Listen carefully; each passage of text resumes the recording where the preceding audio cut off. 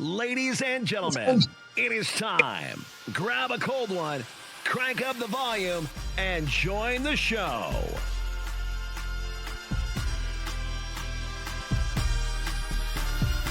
Welcome to NBNR Live.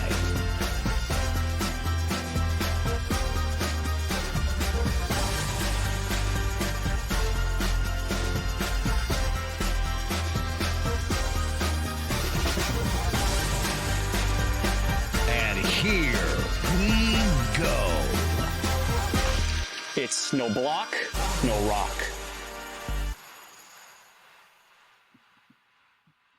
Go big red indeed. No block, no rock. Episode 215 coming at you. That's a lot of episodes. It is. Wow. Some might say too many episodes. Yep, hang it up. Well, listen, yeah, that's what Mike's trying to do. He's trying to get rid of his microphone there, Mike. No block, no rock, blah, blah, blah. That's just the name of our podcast, blah, blah, blah. Guys, Nebraska Brewing Company is our primary sponsor. So I'm going to crack this baby open. Legitimately, the first time I am trying this coffee stout. How many weeks have we talked about it? A lot of fucking A weeks. few. Like more than two. Okay. Okay, what is it called? What's the name? So of this? it's called Stories from Nebraska. Okay, Stories from Nebraska. Stories from Nebraska. Let's try it.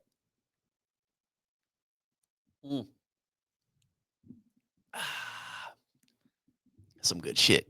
That's some good shit, Connor.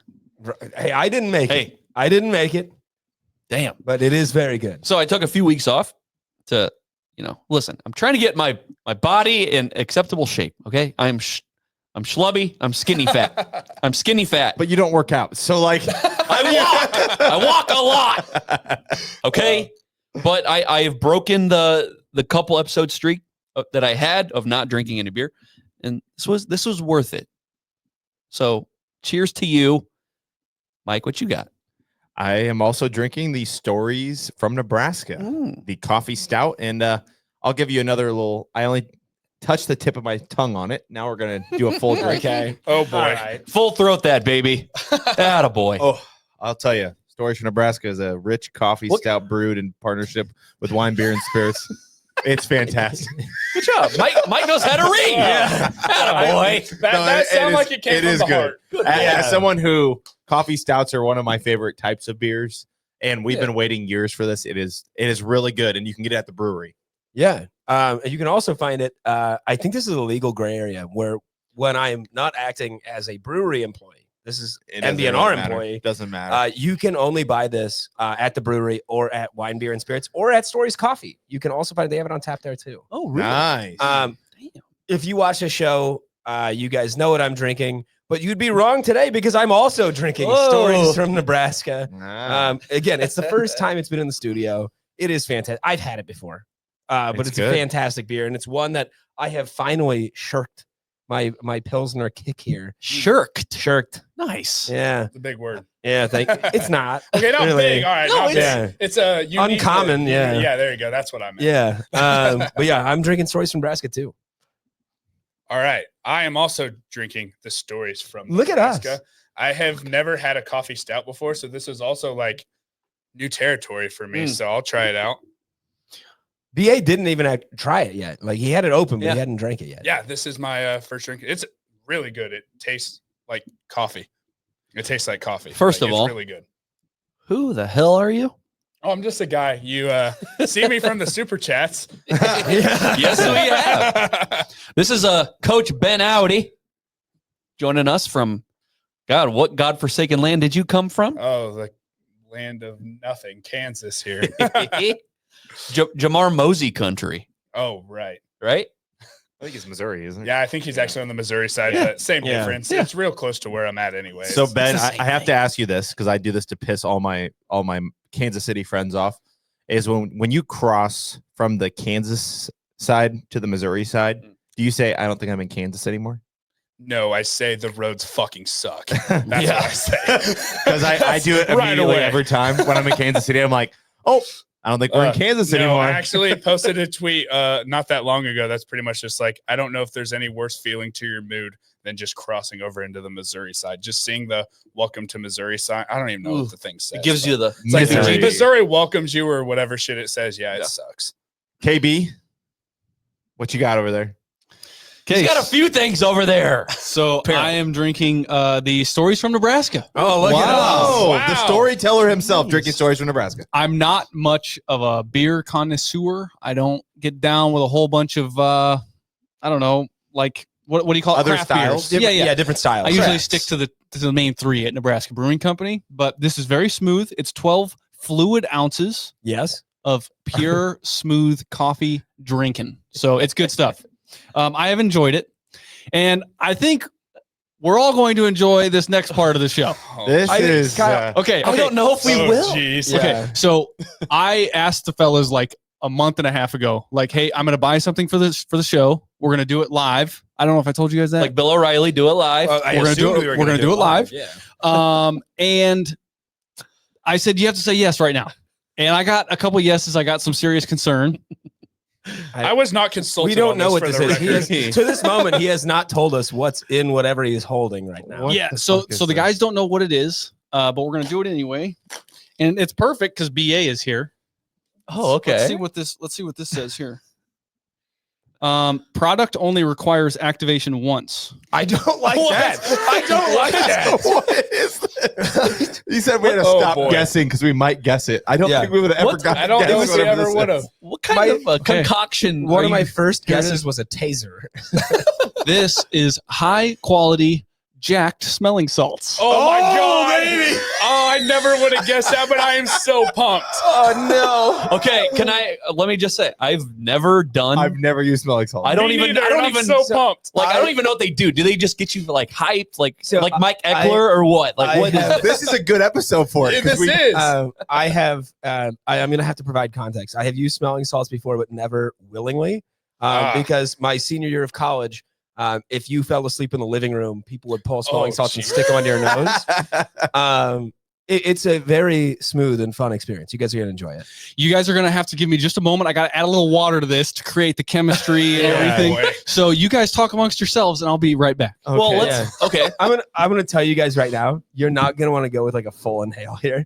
Like, don't be a bitch about it, but you're not gonna want Right. to give it like a whole. We're not going to want to go Theo Vaughn on this one when he's on. No, we're gonna save the best for last, and that's gonna be you. What's worse And is you're I gonna was- do a full one. just before the show, like we did not know what this was, and just before the show, I told Kyle I ran out to my car to use nasal spray because I didn't want to sound. So I am fucking wide open right now. Right. well, I don't even know who the camera's on because he's gone. So I don't Yeah, know. it's some of us. Smell it like I don't know. I've never. What's even in it? Is it salt, idiot, or is it like what else is in it? Do we know? Is it like one of those natural boom boom It stick type depends. things? Or? I think it depends on how it's derived, but I think typically it's like ammonia. Dude, I'm Okay. fucking pumped. Yeah, I Yeah, get. I I actually don't know. kind of am. Like, I did It's- not know what to expect, and I'm all in now. I was cautious, but the fact I knew I was Jeez. going to be worried because every time when He Kyle found talked his about it way to look like Bubbles from Trailer Park Boys. Yeah, he came in looking like a menace, dude. oh boy. Yeah, when I saw that Okay, we smile on took a his hit of it face, in the bathroom. Okay, so jacked, simple, safe, and clean. So have you done this, Oh, Kyle? yeah, it says no, safe, no, I've so never we're done good. this. I You've see this never on done podcasts sometimes with Joe Rogan. Yeah. Yeah. Oh Okay, boy. so it it's gonna says turn tightly us- secure lid and shake well. Only requires activation once. Okay. So you shake that puppy. shake it in front of the mic. Let him hear it. Shake that. Shake that thing. Shake that. Why are we doing? Oh God. Can you smell it I already? think you Oh, activate. boy. Yeah. It's activated, all right. Okay. All right. I love that Kyle's going first. Holy shit! I can smell it already. Yeah. What's the protocol? Yeah. Oh, So okay. exactly what Kyle just did is what you want to do. You don't want to stick it right under your nose. Yeah. And if you Just like right here. I don't want to go all the way in. no, you wanna- I you was wanna- I was told that you want to like just brush it under your nose. Here, Yeah, I don't know. brush If, it. I don't know if I got enough. Don't do too much. Oh shit. Okay. Oh, boy. It's a great day. That's good. All right. Okay. There you go. Kyle, Yeah, you're next. use your words All right, to I'm gonna have stand up describe. and grab it. That's fine. Use Oh, your yeah. use your words to describe how you're feeling right now. what's Damn. what's the effect. You got to get it close, and you got to get it a good whiff. like a Never mind. Oh boy. Okay. I know I'm gonna Just keep a overdo tight this grip shit. on it. Don't drop it. I'm gonna drop my beer for a second. Yeah, no, that's a smart move.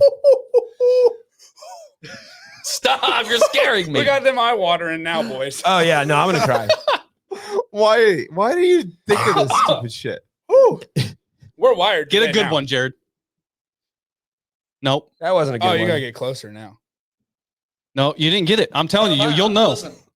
Okay. I mean, I just get. God, this is You like gotta- my third. look. This is my third hit. I'm talking. You gotta. There it is.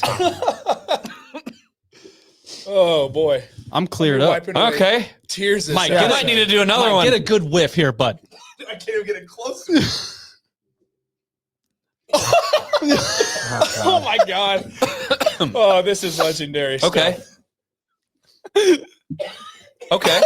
Oh boy. Oh, Hold we're- on, give me one more.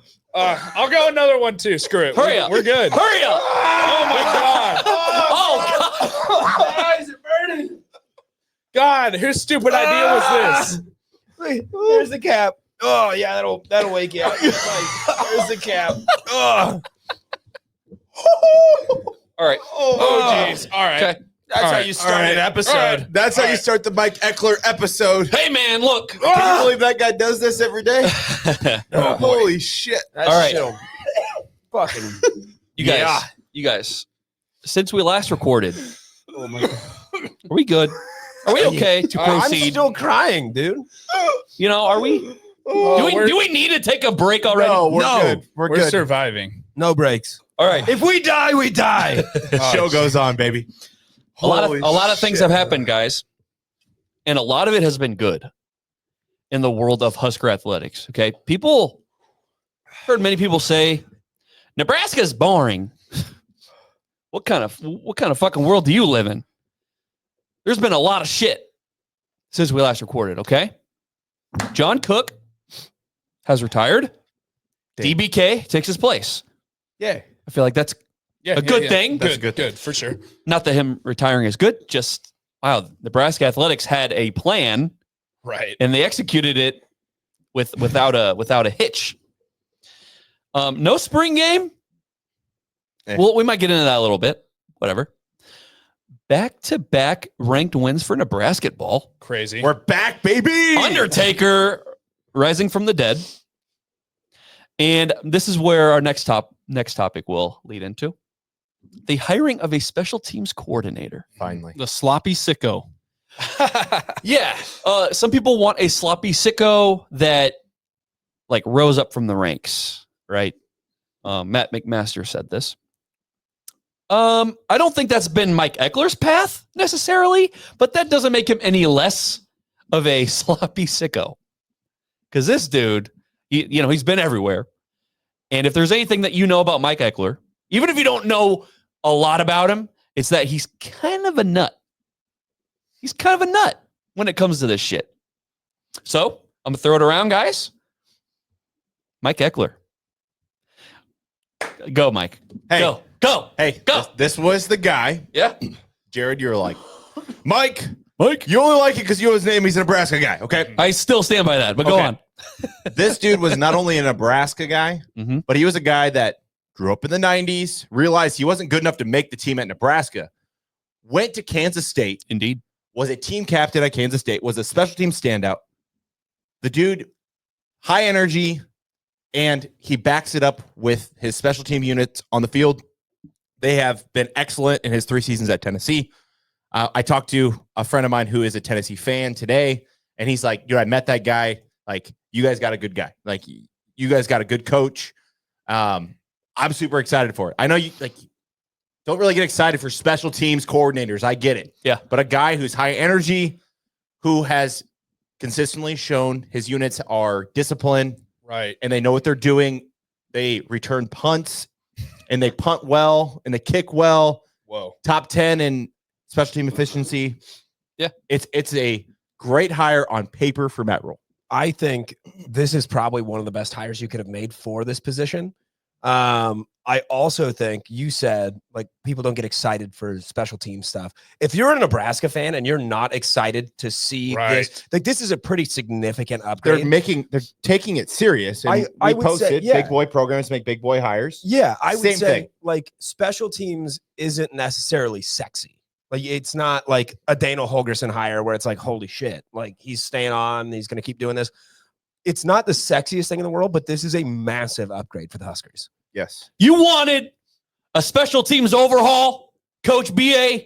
I think you got it. Yeah, we definitely got it. This is one I'm excited about just because, I mean, like Mike said, it's just like he's shown the ability to have a disciplined special teams unit that just doesn't make stupid, boneheaded plays. That's the thing that drives me the most, just absolutely crazy as a coach, is just watching major college football players just do have no idea what's going on situationally. Drives me nuts. There's just things that, I mean, we've seen throughout the last season, honestly, 2 years and probably even longer than that, but saw it under the last 2 years of like, if my high school teams were doing this, I'd be in some serious jeopardy. You mean like the guys running out of the end zone and like just like the most elementary things, like fair catching on like the 2 or 3 yard line. Like that is elementary level shit, man. So that things like that, I don't think we're going to have those problems. Now I'm kind of one of those guys that like, I'm kind of tired of the off-season national champs thing. I need to see it on the field. Right. You know, that's kind of where I'm at with a lot of these things. But I will say on paper, like this is a good hire. And I do kind of agree with you that the reason that Mike Eckler's name was on everybody's thing is because he's coached here before. I get that. He's from here. Yeah. He's from here. But I also do believe that like he's shown the ability to have a good special teams unit at a major university. I think that's a big deal. So yeah, I'm very high on it personally. And yeah, I think it's a home run hire just on paper. Print the headlines right now. Coach BA says not a DEI hire. Oh jeez. Yeah. Well, Touchy subject. Oh boy. But no, I agree with that though. Yeah. No, he's right. No, I agree with you. Well, Mike, you kind of ran through some of the numbers. Yes, just a little bit. Just kind of surface level stuff. But here's what I'm looking for personally. You guys have seen the movie, The Program, the football movie. There's a famous character from that flick. His last name was Latimer. He would paint his face, right? He's the crazy linebacker guy. Okay. He sees his name up on the board and he goes, "Yeah, defense, place at the table." And he goes around the parking lot and he smashes cars' windows in with his head. I mean, that's what I'm looking for with Eckler a little bit, is instead of defense, place at the table, it's special teams, place at the table. Everybody is embracing this side of the ball. It's if you have a place on this special teams, it's an honor. It's a duty. Yes. Right. It's taking it seriously. And we had a discussion last week, about rules place in special teams. A lot of us, and me included, I was like, I feel like he needs to be a lot more present just to send the message that, It's hey, important. if you're on special teams, I value that, and so should you. Like, I know that wide receiver or defensive back might be your primary position, but if you are named to a special teams, let's say you're a gunner or et cetera, there's honor in that. And me being in the room in this meeting with Coach Eckler now, I wonder how those meetings would go. I felt like he needs to be a little more present.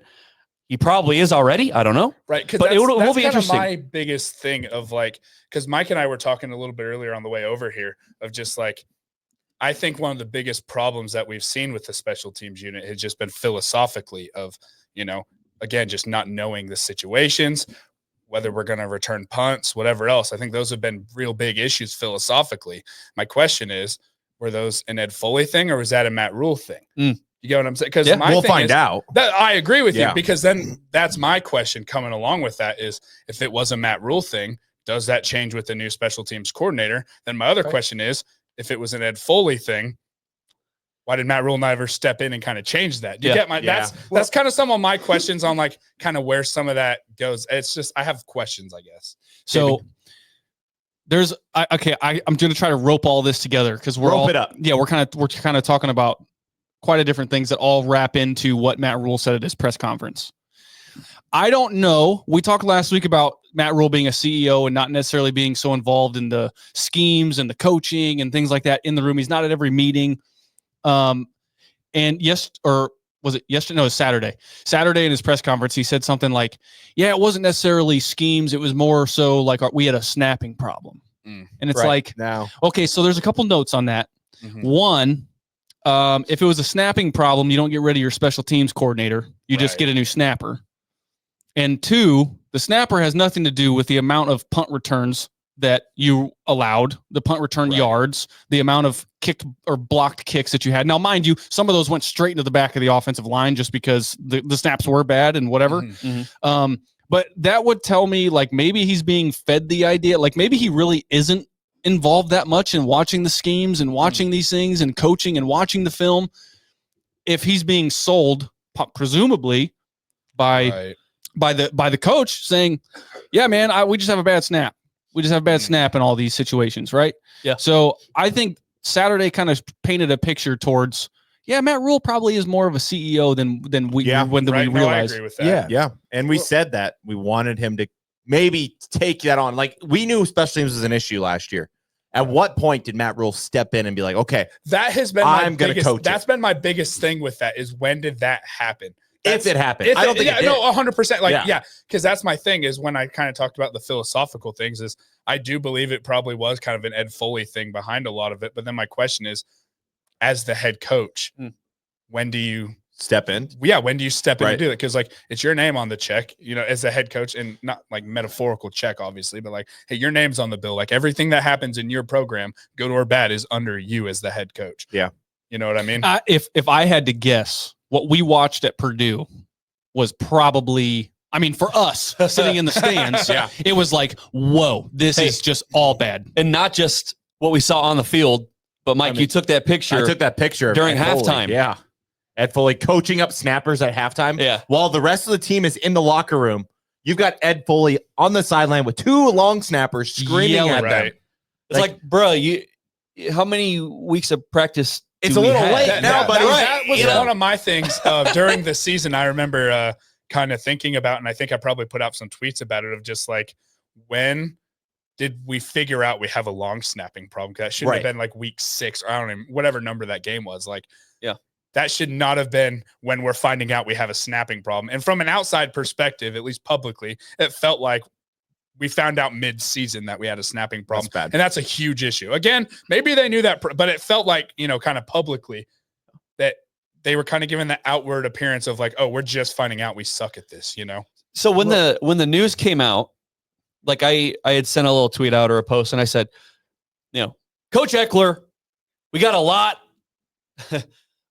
of work ahead of us. So let's get to work. And then I got to thinking, you know, what Rule said about how, look, a lot of the problems were snaps.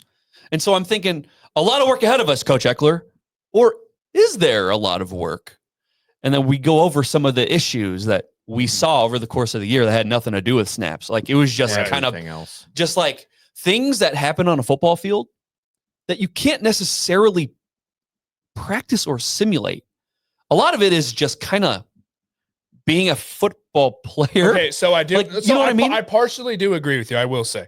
But what I will say is when you have these situations and you're showing them in the game, you have to just start throwing random shit at them at practice. So what I'll say, one of the things that I've done at a previous coaching stop is kind of like our, we play on Friday nights, but like our Thursday kind of pregame stuff is obviously we have a huge script we're going to go through of, we're going to run these 3rd and short situations, whatever. Then also just randomly throughout the practice that, the head coach will throw a situation. Coaches don't know what it is.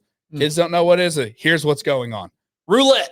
Yes. Russian roulette, baby. Coach has a couple things picked out that he's just going to randomly throw at us, right? And I think there's some things of like, I'm just a strong believer of the kids, and I know talking about college, we're not necessarily talking about kids, but the players, I guess, it's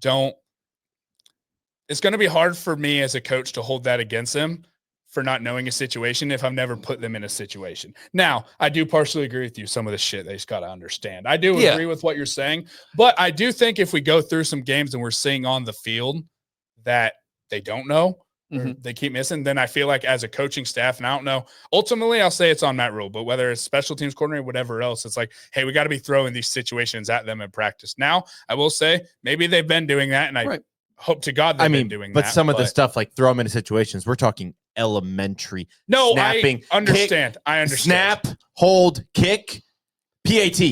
What are we doing? You know, like, I hear you. Let's put them in that situation. They do it 1,000 times in practice. Right. And when the lights shine the brightest, they can't do it. What I think is going to be the most important, and I'm going to jump back to something Jared said. Place at the table. We've got our table, but we've reduced seating. Dude, there's only 105 seats here. And we're going to we are a top 25 recruiting class perennially. Yeah. Right now, we're a top 5 transfer class. We're number 1, actually, if you look at in the Big Ten. I'm talking top 5 national. Oh, national, yeah. Right. Yeah. Top 5 national. Yeah. So you better want the seat at that table or you're gone. It is time to stop making these elementary issues or these elementary mistakes.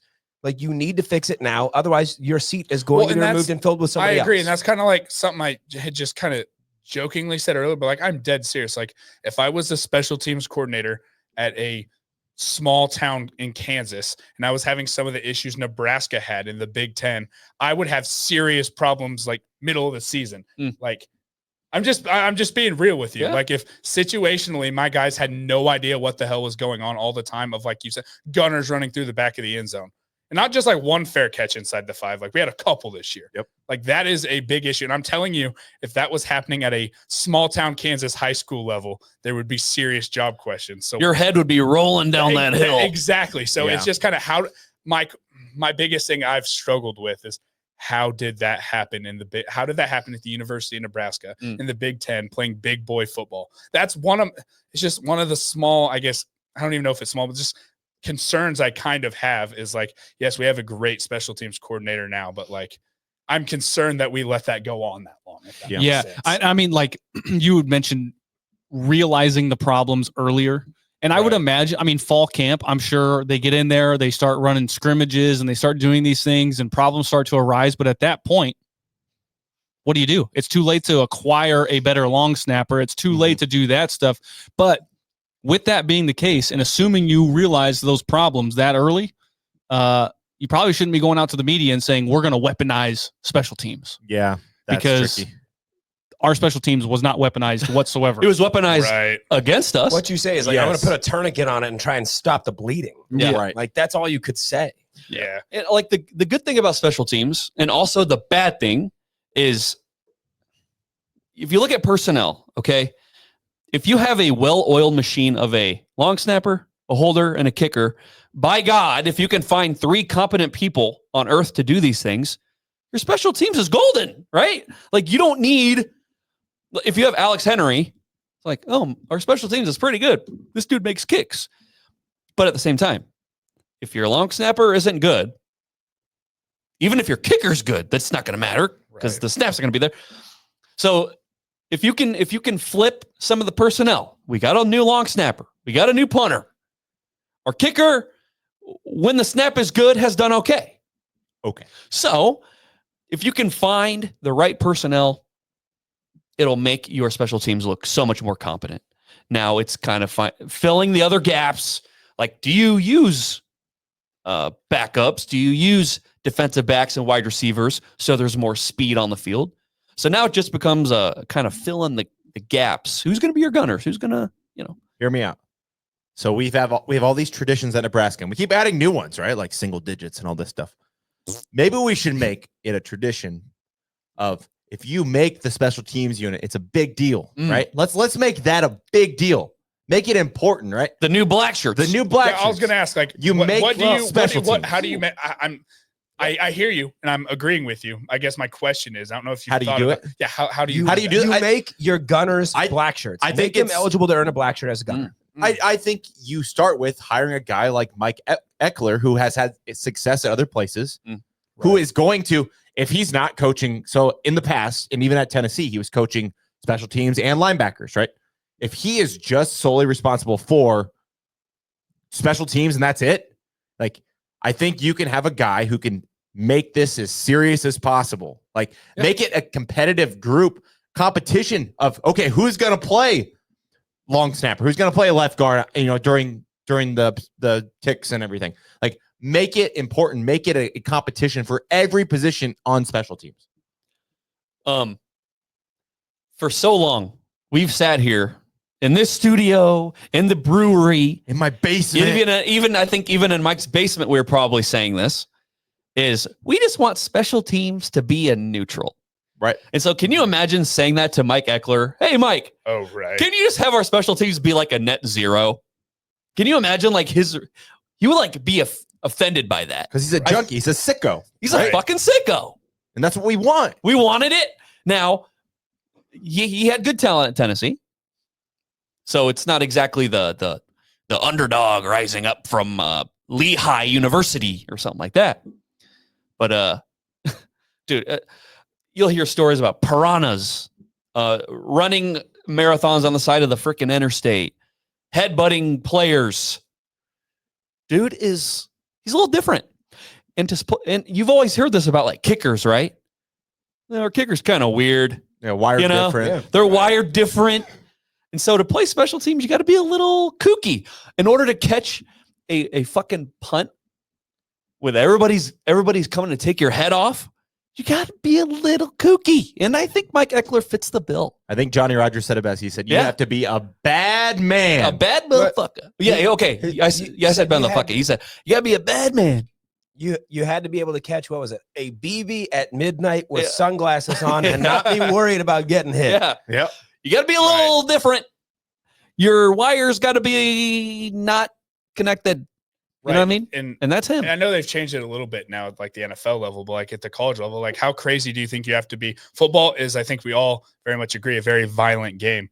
How crazy do you have to be one of the dudes on kickoff who just running down just to crack somebody's head open? You know what I mean? Like you have to have a little bit extra crazy to you. So I think having the leader of that be a crazy dude is, I think, a good thing. With all due respect to Ed Foley, wasn't a sicko. Not really. Like I'm sorry. Okay, Mike, go. You cannot convince me that Ed Foley is a sicko. Right. I will say that he made me sick watching him do his job. Jesus. Sorry, you can't. He could be a football guy. Yeah. Whatever. But there's a difference between being a football guy, a nice guy, an X's and O's guys, and then being like a straight college football or junkie sicko. Like, I think that's what we're getting with Mike Eckler. We hope, agree. right? Well, like it's Ed Foley has been a college football coach for a long time. Right. Sure. And so, yeah, he's probably a junkie, but is he a sicko? Right. Yeah. Right. I'd hate Who to knows? question his credentials in that way. It's like questioning a player's effort. You don't really want to do it unless you're absolutely sure. Like I tried with Bryce. It was like a couple weeks ago. Stop that. You stop that. That'll be a whole different thing. But no, I don't want to like question his sicko-ness, because that's like, I think every coach would like to think of themselves as like, yeah, I'm a sicko. I might disagree with you, because I think questioning effort is one thing, but to be a sicko is a level on its own. Like, there are a lot of coaches out there. We've seen a few of them come through the University of Nebraska in the last 10 to 12 years. Sure. That were coaches, and they did coach at the D1 level, and that's commendable. Yeah. But to be a sicko is you eat, sleep, breathe, you dream of nothing but your job. That's it. Yeah. Shit, piss, all that. I think when I think of it, I think of those pictures of him on the sidelines at Nebraska, freaking out. He's hyped up for his guys. I mean, it's folks. Yeah, we understand this is special teams. Yeah, it's not sexy. It's not. We've talked about it at length for here. yourself, I find it very sexy. I'm just saying. We do now. It does. We do now for sure. It does not get the glory. No, I agree. And for him to be on the sidelines, just freaking out and showing a bunch of emotion. I mean, that's what I want. He was coaching linebackers at Nebraska. Just he was at Tennessee too. Yes. Yeah. And I think that's the other thing too, Kyle, is you bring up a good point. Is yes, special teams is the area of the game that doesn't get a lot of shine, and the only time we talk about it is when it fucking sucks. And so I think there is a part of me that thinks, yeah, Eckler acts like that on the sidelines to give extra shine to those guys. Like, hey, I'm going to show off my 40-inch vertical, which Mike Eckler freaking has. I'm going to show off my vertical and like really give this guy his props because he's doing something that might not get rewarded all the time. Right. That's a really good point. No, I agree with you completely. That yeah. And I think we need look again. All due respect to Ed Foley, you didn't see him out there like. Right. Well, I did. I saw him at halftime. Oh my God. Yeah, going at the two long snappers in the middle of the game. All right. So, sorry, Connor. We are at 37 minutes now. Yeah. All special teams so far, and a couple smelling salts. Hey, special teams is important, Kyle. It is important. It is important. I'm just saying we've got lots to cover. So, the spring game canceled. What are we doing? I think it's a quick react on that, honestly. Yeah. I'll make mine very fast. Yeah. I initially thought it was a really bad decision. Hearing Coach Rule talk about it, I understand the angle he's coming from, and I understand they're still going to do something for the fans. I get it. I don't love it. I don't hate it, but I get it. As a fan, I could care less about watching a spring game. I just truly don't care. When they did the thud stuff, it pissed me off. When they did the different game formats, it pissed me off because it wasn't actual football. Then they do the actual football, and a couple guys get season-ending injuries. That pissed me off.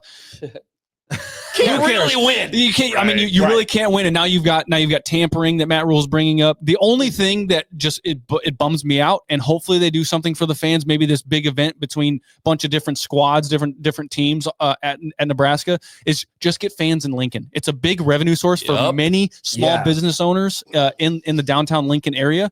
And I know that Matt Rule is acutely aware of this fact because his wife owns a business in downtown Lincoln.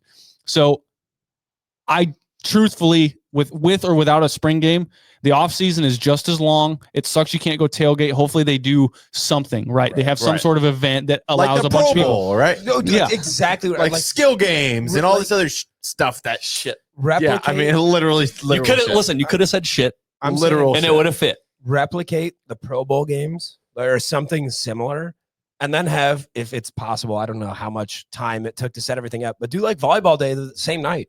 And I mean, you could do some cool shit, like just a scrimmage for volleyball day. Like, are they forced to televise this stuff? Because I mean, if the theory is that we should have a pro day, well, you don't want to be showing off your talent, which is why you don't do the spring game. So I don't know if you do like some sort of event like that. Does Big Ten want a piece of it and they want to televise it? I don't know what that deal looks like. No, I don't think they have to. So I don't believe you have to televise it, but here's my thing. Like, if I'm one of those guys that's like going to watch this game to tamper with your players, and you say, I'm not going to televise it, you know what I'm doing? Right. Booking a flight. I'm going to go. That's right. I'm going to be there anyway. My kind of quick reaction, especially after hearing Rule talk about the tampering thing. So I was like, okay, I somewhat understand what you're saying. My question is, if you still do something, won't these coaches who we've talked, like these sicko coaches are going to see what's going on, figure out what guys they want to try and come coach? Do you get what I'm saying? They probably have an idea anyway. No, I agree with you. Yeah, I agree. They recruited him too, right? Yeah, you're right. And they end up in Nebraska. That's kind of my thing, is how much of this how much of the tampering does it? Maybe Matt Rule has a great idea and it's going to stop a whole bunch. And if that's the case, then I'm all for it. I guess I just don't know how much that really changes anything. Yeah, I mean, like if a coach knows they want a player, have you guys seen the clip of Lane Kiffin? I think he was recruiting a linebacker who was like a junior or a senior.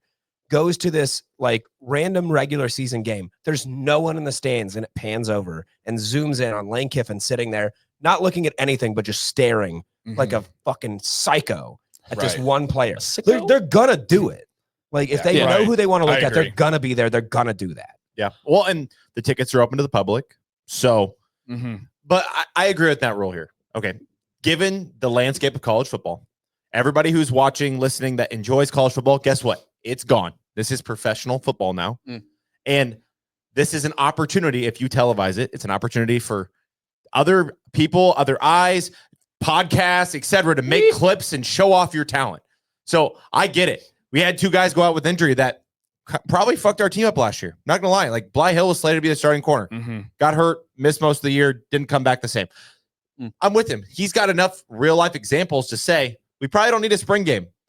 Do something for the fans, generate a little revenue. But other than that, like if you've got guys that especially Matt Rule. He's built his thing on development, getting the guys that maybe are diamonds in the rough, right? Yeah. If you got those guys on your 105, then why would you show them off?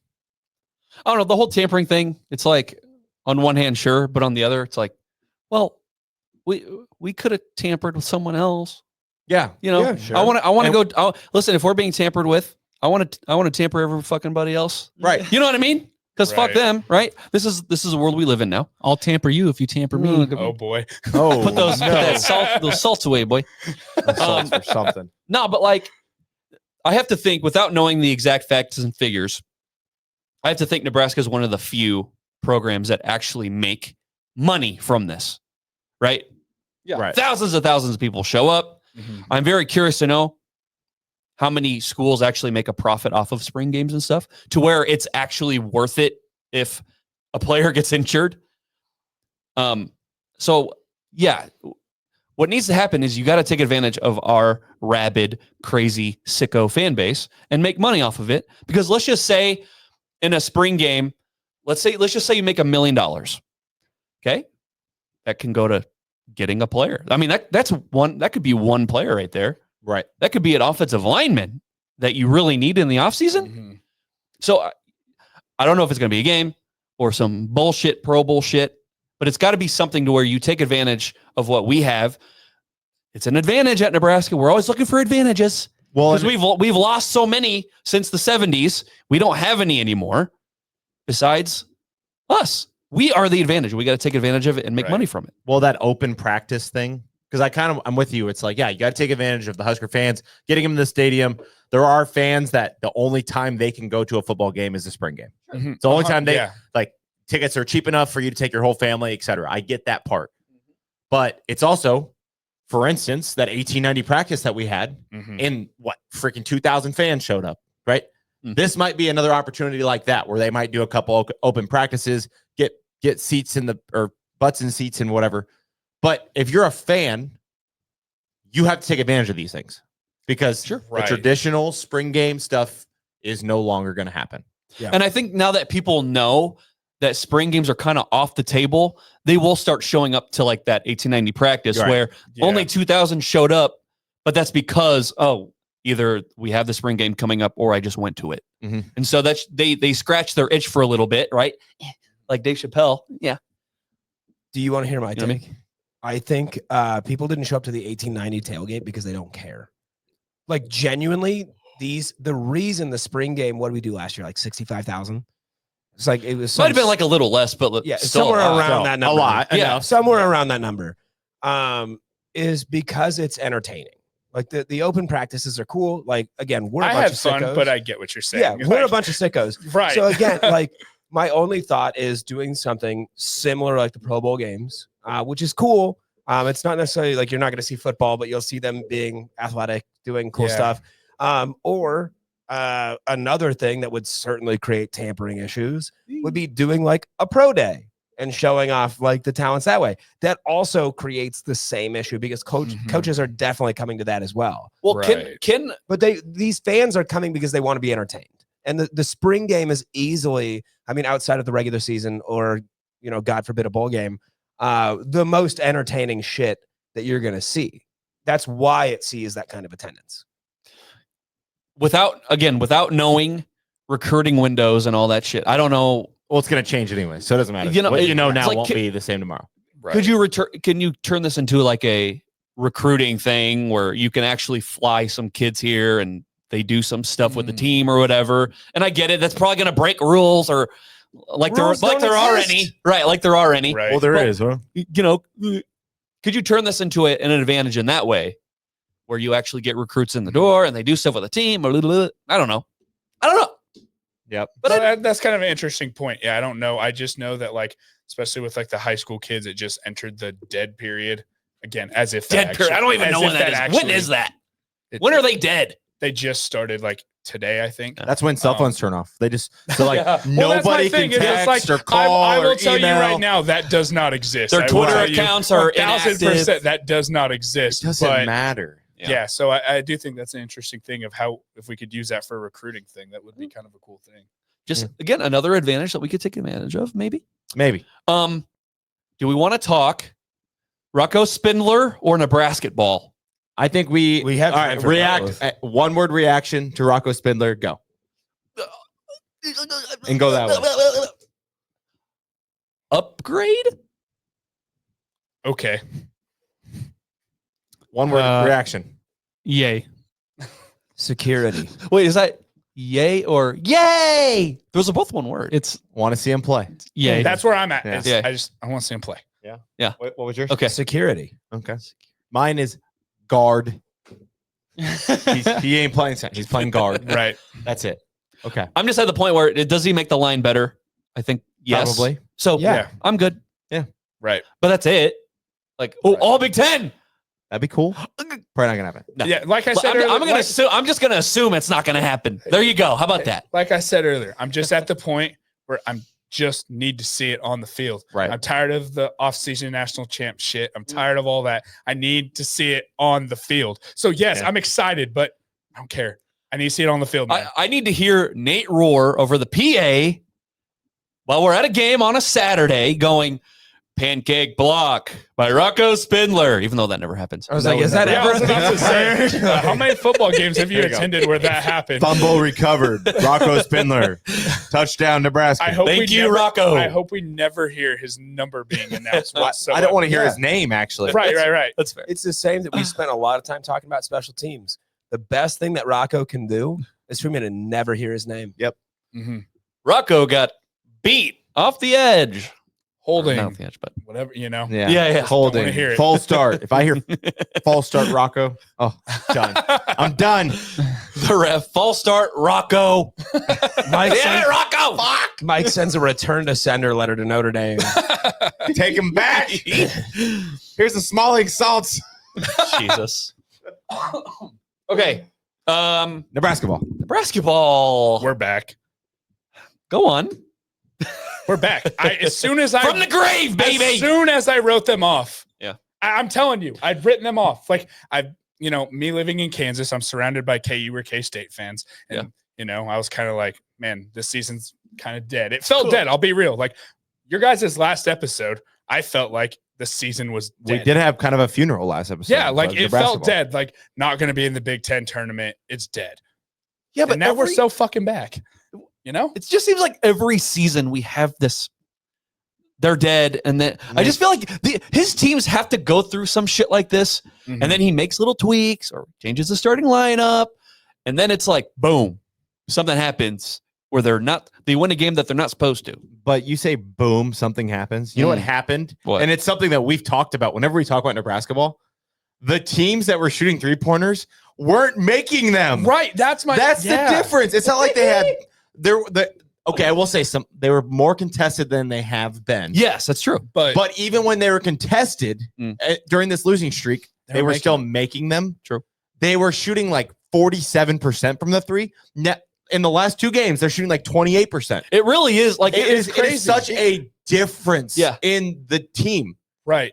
It really is that simple. It really is that simple. Make like 17, 18, some crazy amount of threes when we lost huge to Purdue. Yeah. Like They were making It's their everything. record. And fucking Peyton Sanford, that dweeb looking motherfucker from Iowa, made everything. Everything. So yeah, it really like we could talk about the energy. We could talk about how Defense. Bryce on the offensive end has really become more assertive. He's been aggressive. yeah. He's But the other team misses their threes. It helps. And like that's really like the big That's the big thing. the big slice of the pie here is like the other team just isn't making as many shots as they used to. I think I have to, and this is weird because I'm almost never on this end of this like discussion. I'm going to be the pessimist. I don't know if you're big stock market guys. You guys familiar with the concept of a dead cat bounce? No, what's So, a dead I'm cat not an bounce? adult. Yeah. So a dead cat in the stock market is a stock that is tanking Mm. and then starts to bounce back up. And I was like, oh, it's back there. Yeah. And then it continues its Mm. downward trend immediately Damn, after. you thi- I think this might be a dead You're bumming cat me bounce. out, I, man. I Nebraska. will Okay. say that Go on. like if you look at the schedule, I don't think that it's gonna do that. Just given that We got through the tough stretch, and we lost all Right. those fucking games. But The tough stretch was hard. what did you just say was the key to The Nebraska 3-point getting to these- defense. Well, Yes. It was no, it wasn't. You didn't say defense. It Ah, was missing. they were missing shots. God You damn said it. the You're kind of 3-point convincing me now. The 3-point defense had improved slightly, but they were missing shots that, Yes. frankly, Yeah. looking at these two teams, they should have been making. So I'm not saying that Nebraska ball is dead. I am worried that this might be a dead cat bounce for the Nebraska ball program. You're also think not Dr. Frankenstein going, it's alive! It's alive! I'm just saying that there is, at least for me, a very healthy amount of skepticism Mhm. regarding whether this team is still for real. Yeah, after the Illinois win, I felt like after the game, I'm sitting there, I'm going, great that they won, obviously. But it just felt like a lot of things went Nebraska's way. Mhm. It felt like one of those games. They're leading the whole fucking game. Illinois could have won it on the last shot. Mhm. Illinois missed a lot of shots. That game should never have gone to overtime. That's not it the should game, not right? have gone to overtime. Go on. That's Mike. not the game, though. So I was at that game. And Season ticket that- holder. Thank you. That game, Nebraska was in control the whole time. The entire time, even when they came back in the stands, it did not feel like Nebraska was going to lose that game. And it felt weird because that was an overtime game. And I'm like, uh-oh, here we go. Now, Oregon was one of those ones where I just felt like they're going to come. Like they'd have spurts. And they just really never got back to where Nebraska was at. Like, I don't know. I feel like they were two different games. Illinois shot a hell of a lot better than Oregon did. And Nebraska beat Illinois straight up. And they are a ranked team. They're still going to be a ranked team. They just beat they beat the shit out of Ohio State yesterday. So now Oregon, on the other hand, they were trending downward. They probably weren't going to be ranked if we would have played them today, right? You say they're trending downward, and you're right. But it's still a big win, though. How many teams on the road? Yeah, it's still a road win. Yes, Oregon is trending downward. But again, how many times is Nebraska the get right game for every fucking buddy else? Right. And That's we true. didn't let it happen. Because fuck you. Duck hunting, baby. Duck hunting. Right. No, I completely agree with you. And I feel like sometimes we've even seen this football. There are some similarities in this of like we seem, like you said, like some teams are trending downward and all of a sudden Nebraska's the UCLA. get right game. Fuck, dude. Football. Don't get me going on that again. But no, I hear you on Okay. that though. Like I I think that's a good point by you. I would argue that UCLA was still a much better team than people realized when we played them. Okay. I agree with you, but I was very drunk after that game. So I'll tell you right now, that's not my emotions that night. That's fair. Hey, on the bright side, UCLA comes into Memorial Stadium. They fucking stomp us. On the bright side, they played a tough schedule though. Well, it made Matt Rule go, I need to change some All things. right. I hear you, but yeah. Okay, so here's what needs to happen to basketball, right? You need to play with the same energy you have been for the past two games. That helps. Which No, I is hard to agree. do over a long stretch, but they did it for these two games. You need that to lead to more missed shots by your opponent. Okay. That helps. And we saw this. Awesome. And I thought they would fucking wilt her. They were making free throws at the end of the game. That helps. Right. Rolly Worcester. Hello. Made Making free throws and making shots. Mhm. The game before versus Illinois was pretty ugly. Him shooting. Everything. But Begging him to making- shoot. I know. Literally. That was They were giving him so much space. They were literally Oh my like, God. go ahead. Yeah. Do it again. Right. 1 for 7 or whatever the hell he was. But listen, Bryce and Juwan, when it came down to it, they were making their free throws. So you got to make your free throws. Hope the opponent misses their shots. And Bryce, you need to. Maybe he's overcome his injury if he Stay had aggressive. All right. So one. Maybe he's been seeing a therapist. I don't know, but he's been a lot more assertive, and this offense needs him to be that way. All right. So here's my question for you guys. How much of this, we talked about the energy, talking about more offensive aggression. How much of that do you think has just come in the last two games of like, hey, boys, your fucking backs are against the wall right now? Like, do you think there's any of that or no? I think they've known that, though. I mean, on the 6-game losing streak, they No, knew right. that. I hear you on that. And that's kind of where I'm just kind of, I don't know if that sort of energy is going to be able to last that long if that was what it came from, back against the wall type of deal. I see. Yeah. Right. It's like kind of the us versus the world kind of thing. It might work for a game, Yes, but you then can't it's like you can't, and I know that's not what would be happening, but like you can't build a culture off that. You know what I mean? Yeah. So I see your point because again, last Monday, 7 days ago, we were talking about, is this a team that can even make the Big Ten tournament? mhm. From the last 2 games, yeah, they will, in my Right. opinion. But is this just a team that thrives under pressure? Is it a team that actually is starting to figure things out because they realized, holy shit, we have to figure it out? I don't think that they have that extra push on them. They will make the Big Ten tournament, in my opinion. And probably the NIT. They have to get to like 20. And right now they're at 14. Get to 20. They have to get to 20. They have to find 6 more wins. Kyle, what's your opinion on this? You're kind of You got your smelling salts over there. Yeah. I said they were dead. Somebody asked me like, all right, so are we just out on Nebraska ball? And I was like, yeah. I don't know. I guess. I really was. I mean, that's just the truth. I'm with you. That's where I was at a week ago as well. Yeah. So I don't know. I mean, I think I stand on the side of like, I think you got lucky the past couple games. I really liked your stock analogy, Connor. the dead cat. Dead cat. Yeah, I like that just because I don't know. I still think after the 6 game losing streak, it just felt like they were just straight up just gone. They were just checked out. They started talking about their body language and stuff on the press conferences and how Fred is in his press conference going, yeah, we're like this. We need to be like this. Yeah, that's never a good sign. It's never a good never thing. a good sign. Yeah. So I don't know. That's where I'm at on Nebraska ball. I don't know what happens moving forward, but if they win, great. I'm a fan. If they lose, there's always next year. Like, Here's whatever. my prediction. Nebraska's going to win their next 3 games. So You think they'll win 5 in a row? Yeah. In total. yeah, I think the schedule plays out okay for them. They got to go play a not very good Washington team. It's going to be a sleepy game, late game. I mean, not really in Washington, but they're going to go on the road, play Washington. They get to go back home and play Ohio State, and they get to play Maryland.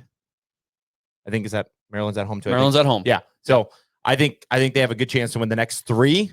And Maryland also, at the moment, they're a ranked team as well. So Nebraska can continue to build the resume. I think they're going to be like one of those like first 4 out, maybe right on the bubble type of teams. But I think this team is still good enough because I think defensively, I think they are good enough. But they got to figure like the offense, even with these wins, they still have not produced at all on the offense end. Like they cannot shoot. Well, dude, it like we said, on defense, it comes down to the other team missing shots. Yes. When it comes to the offense, Bryce needs to do his thing. Yes. And look, if you can stop him, Rolly, shoot, go, sure. As long as I got Bryce locked up, I'm going to make him try to beat me. And luckily, the past 2 games, he's been a lot more assertive.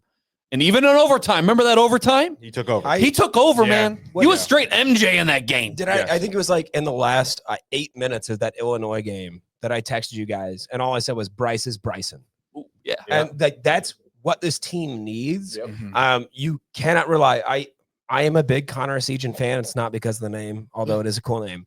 I think Connor Sejan is an exceptional offensive player some of the time. He's streaky. Right. He's Some of the very time. streaky. Dude, he didn't do shit. Yeah. These In last this 2 last games, he game. has not. He hasn't done anything. No. He is So just when I think I mentioned this last week that I got told that Connor Sejan was a streakier Casey. And I said, like, how can you be streakier than Casey?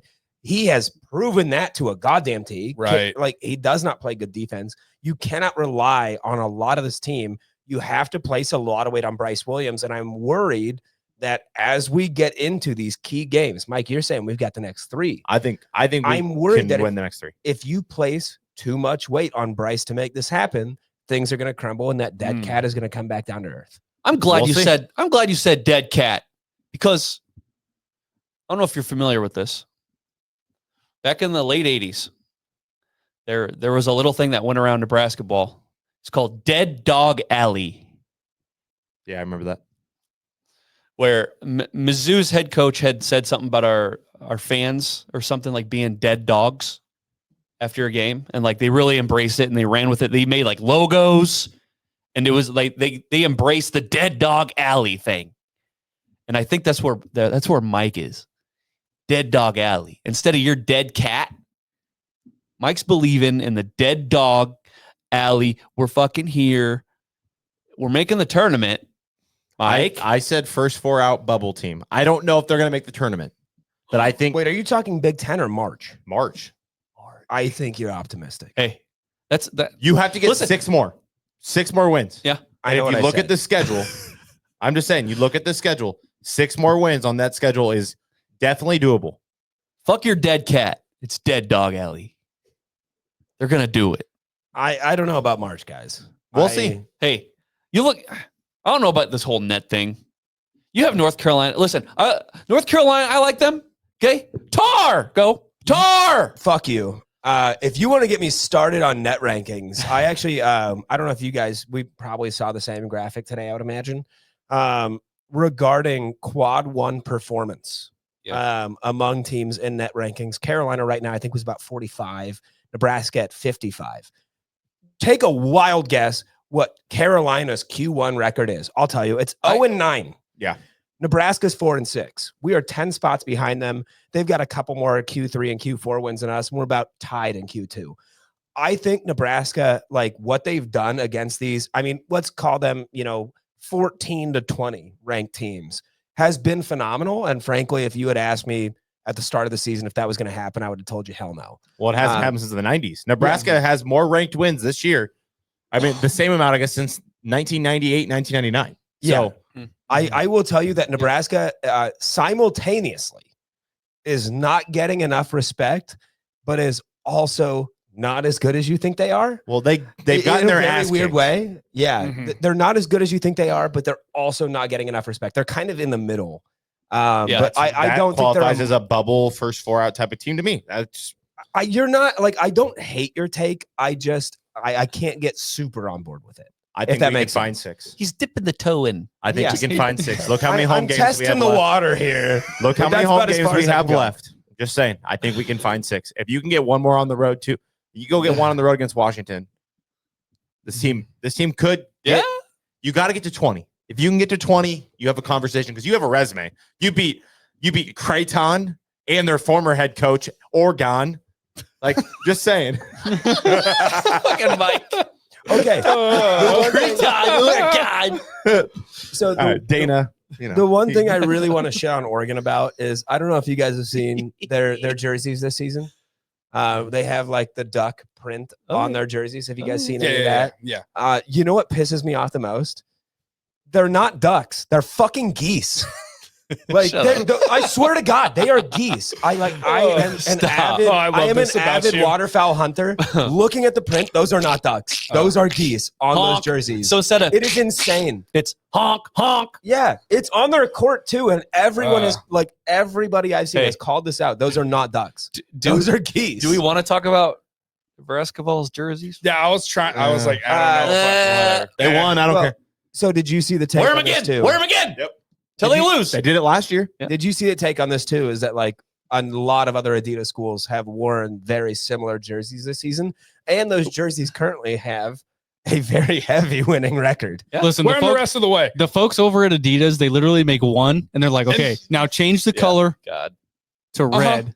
Change the 100%. color to Purple. I can to tell purple. you, I can tell you this is exactly 100% right. Because like high school football, you know how many teams I see wear very like the exact same thing, just change a couple of the colors, like, and you see it happen all the time. So you're exactly right on this. Yeah. 'Cause I saw it with like high school football in Kansas. There's a lot of kind of Adidas schools in the area. One school gets a new uniform, and then for the next 4 or 5 years, whenever the other schools get new uniforms, it's the same template. Yeah. Yeah. Yeah. All So the you're spot on this. Yeah, all of the equipment managers from the conference, they meet up at a yearly gathering, all of them, and they're like, "Hey, I called Adidas the other day and I talked to Sherry." And then everybody else in the room goes, "I talked to Sherry." We're all dealing with Sherry. They've got one person that handles the designs for their uniform. Right. And Sherry's like, hold my beer. I got a design for you. Yeah. Just wait. I think And everybody else. I think I saw like at least Maryland, Indiana, and I believe Ohio State have all worn the same exact design. Oh, that's funny. But you just change out the logo Mhm. and then you change the color. That's it. I mean, Genius. it is what it is. All right. Well, Those jerseys sucked. Yeah. I know. Black history, but like your other Black history with all the multicolored kind of thing. With that was those are cool. sick. We won a That lot was of games sick. too. Right. Won a lot of games in those. You know what's ironic is people call that the K-Say jersey. I'm like, dude, it's Black History Month. It's not the K-Say jersey. Who was Jared? Were you It's the like one that, did you get the K-Say like Japanese jersey? Yeah. Was that no, you? no. The one I got is one that they haven't even won before. No, It's like it's got like the white speckles. They've never worn that. Yeah, that thing's fucking dope. Yeah. Yeah. But the one I'm talking about, you just have the circle with the end, the skinny end in Yeah. it. And it had like yellow. And blue. Oh, like, yeah. It was like blue in it. Yeah. Tight. Yeah. Those are tight, It was tight. cool. tight. It was cool. The K-Say, Breaking Bad. Big facts. the K-Say Black History Month jersey. Love it. I will never refer it to anything but that now. 100%. All right. I think we're at a part of the show. Let's let Ben have the floor. Yeah, come on. Tell the listeners a little bit about where they can find you, what you're doing, etc. What are you up to? I've been up to a lot of good stuff. I have my show on YouTube and podcast, the BA Coaches Show. In the off season, there'll be a lot more like interviews type of deals of people in media. Got a couple current players lined up, some former players. Last year we had Nick Henrich on. That was a really cool thing. It Yeah, was remember that. a great interview. Yeah. And then if you go check out all the stuff during the season, I like to do a lot of X's and O's breakdowns because I'm a football coach. It's what I do. It's what I spend a lot of time doing is looking at all that stuff. You're a sicko. Can be. I don't know if I am quite as much as Mike Eckler, but Hey, it's a high bar. Yep. hey, it is a high bar. Got to work on your vertical though. Hey, yeah, you are not lying there. So you guys all know, but I guess the reason I'm in Omaha is I was coaching a 7-on-7 football tournament. So I'm repping the Kansas Elite right now. Kansas Elite. Yeah, and so I was doing that and trying to celebrate a little bit. Yeah, I do not have very much athleticism left, boys. It's been gone for a little bit. Listen, PA, you can't say that. You're younger than all of us. Like we've all lost this. I am the oldest 25-year-old you have ever met in your life. I 1000% promise you that. I 100%. I'm the oldest 25-year-old you've ever met. I believe it. Mike has particles in his ankle. Yeah, dude. And I can still take BA. Hey, as long as you're coaching it and not having to do it, hey, yeah, you're fine. Yeah, I'm not setting any edges anymore, boys. That's not happening. You know your role. He's a role coach. He knows what he's doing. Oh yeah, no, 100%. So yeah, no, had a lot of fun doing that. I guess one of the other things you asked, kind of what's going on with me. Yeah, I can't say too much. I cannot say the name, but I will talk a little bit about. I have accepted my first head football coaching job. no shit. Hey, Yeah. Let's go. Hey, you're lucky you pressed the right button. yeah. Could have Right. been backdoor talk. Right. No, I cannot just. It's still pending school board approval, Okay. so I can't say the name of the school until about a week from today. You're gonna pass a background check. Yeah, well, no, we're past all that stuff. We're just waiting on the signature, but no, it's all good. I'm already getting some work in down there. Nice. To my knowledge, so I'm pretty good friends with some guy that does like a lot of Kansas high school football history, and he's been doing a whole bunch of spreadsheets, database, all this stuff going back to like 2009, 2010. According to his records, I will be the youngest high school head football coach. I will for sure be next year in the state of Kansas. According to his records, since 2009, 2010, I'll be 25 years old, head football coach, and really excited for it. So I've been putting in a lot of time and, I just accepted the job like a week ago, but already getting after it and going to work there. So. Right on. Very cool. Great success. Great success. Great success. Great success. I'll just say, here's some advice for you. Don't. Special teams fucking matter. Yeah. No, He's gonna poach Eckler from Rule. Don't be afraid to tamper. Yeah. Everybody's doing it. Everybody's recruiting. I agree. You know, These everybody's- goddamn private schools in Kansas. Yeah. So it's no better over there, huh? I mean, no, fuck. it's a massive problem, but we don't need to go down that rabbit hole. Yeah. I'll get myself in trouble. Yeah, that's fine. maybe in a few years after you win a couple titles, get a couple rings on your finger. Recommendation: get a couple PO boxes. That's all I gotta say. You set them up for your maybe recruited players. You'll be good. Find a local McDonald's. Oh yeah. Yeah, you'll be all right. Make sure they got paper bags that you can.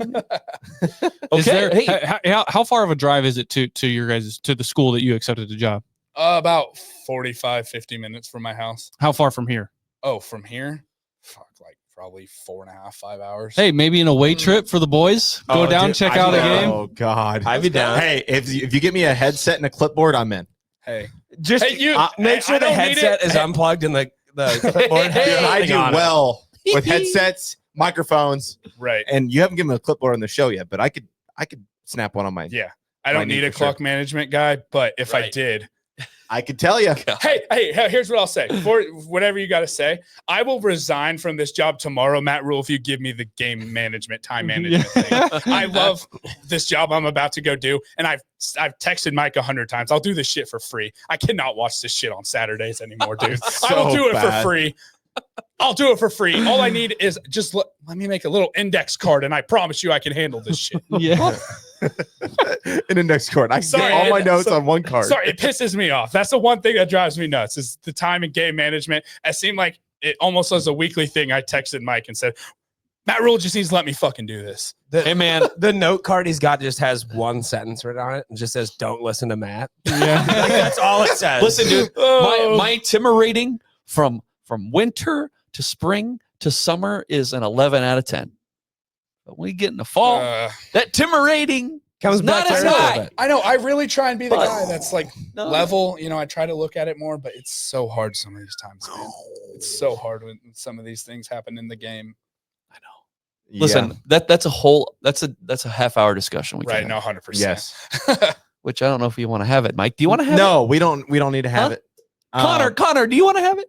I would do it. We're beyond time, but I think it would be ideal just to go around John Cook farewell, type thing. What's your fondest Nebraska volleyball memory? And we'll go off from there. Fondest memory, huh?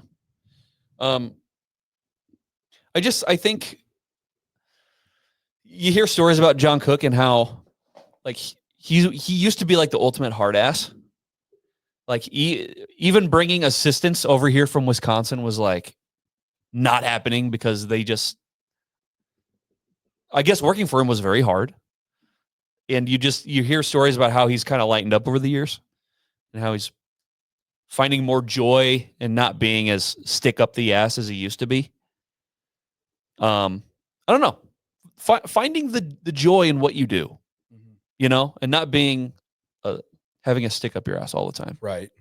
I think that's maybe what I'll remember. Yeah. No. And, I the think, cowboy hat, and right, he's right. doing all these things with the I fans and all think that. one So of the that's- biggest things with me, with Coach Cook is it's not even necessarily a big him moment, but like the volleyball day thing. That was a big thing for me. Just, Absolutely. I mean, he's, the coach and all that, but like as someone that like, have a daughter who's like interested in sports and all that, like to have that many people going and watching like a women's sporting event, a college volleyball thing is huge. And that's something that, I guess a little bit sentimentally to me is like being able to like show that to my daughter of like, hey, this is growing. This theoretically could be you one day. You know what I mean? Of like, that's kind of a cool thing. And she, she's kind of starting to get into sport. She's like, right at, 7 years old, and having me as a dad kind of happened. You know what I mean? Right. So, but like, that's kind of something that I will hold of him, of just like that whole, experience of filling that stadium. Yeah. KB, what you got? I filmed the match of the century is what we called it. It was number 1, number 2, Nebraska, Wisconsin. And they beat them in 5 sets. And I remember I went and filmed the Wisconsin football game during the day. And then I walked all my gear all the way over to the Devaney. And I was like super tired. My day was over. I was like, okay, let's just get this done. Like, is Nebraska going to get swept by Wisconsin? They get beat over and over and over again by Wisconsin. And they didn't. It goes to 5. It's this crazy match. They win it. We all get out on the court. John Cook, I've got this insane clip of John Cook, like with a cowboy hat on, and he raises his fist up in the air in like solidarity with the whole state of Nebraska. Everybody's happy. We finally beat Wisconsin. That is a memory I'll always remember of John Cook. Was like it felt like just a lot of weight on his shoulders had been lifted, and he was just embracing it all. He was just taking it all in. One of the craziest atmospheres that I've ever been a part of inside Devaney. And yeah, just seeing him, like it just, every bit of him looked like his shoulders just dropped like 3 inches. just felt awesome. Yeah. It was That's a awesome really to cool witness. one. Yeah. That's a good one. Connor? So mine is not necessarily a specific instance, but it comes down to when he talked about announcing his retirement, and he talked about his current players, but it's about how I think for John Cook and for Nebraska under his leadership that it wasn't just about volleyball. It was genuinely BA before the show. When we were at the brewery, BA got to come to the brewery and check it out. Yeah, that was sick. But we were talking about like the greatest coaches we've had. Mhm. And I was talking about I talked about my 7th grade baseball coach Right. and that impact that it still has on me to this day. And he talks about when he told Harper that, to his words, that she started crying before he said the T in retirement. And it's just about what he meant to these players. And it wasn't about just winning. It was about shaping these women into who they were going to be for the rest of their lives. So to me, that I think is the most special thing about John Cook. And I know there's a lot of coaches out there like that. Right. But to know that was always at the forefront of what he was doing, was developing them as people first, is incredibly cool. And I don't think there's many people like John Cook out there. Well, not to mention handing it off. So he was handed a great situation after Terry Pettit, and he's doing the exact same thing.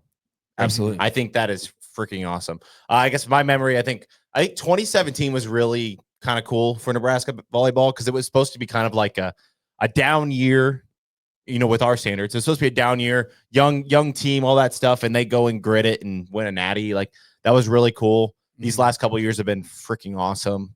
And I guess being a girl dad, it's kind of cool seeing Nebraska volleyball make girl sports cool. So I think that's kind of my fondest thing with John Cook is right. No, it's kind of what I he's done agree for with women's athletics across the board. Yeah. Kind of with that though, of this may sound bad. There's a lot of times I'm watching Nebraska women's volleyball over the NFL sometimes. Oh, 100%. And I'll tell you, for me, you guys know I'm a football guy through and through. That doesn't happen very often. Right. I don't miss football for pretty much anything. But no, I think that's a real good one of just him making volleyball really cool. Yeah. And not to mention, it's not just in Lincoln. No, it's right. I mean, in the state of Nebraska, there are a handful of teams that are consistently in the top 25 of the country. Every division of volleyball in the state of Nebraska is winning championships, going to championships, making the NCAA tourney. The overall, and I mean, even at the pro level in the state of Nebraska, the Omaha Supernovas won the first inaugural championship for the PVF. At every level, there is excellence of volleyball in the state of Nebraska. Well, and Kyle, this last Friday, you and I were both at the Supernovas match. Yeah. They played Columbus. Yep.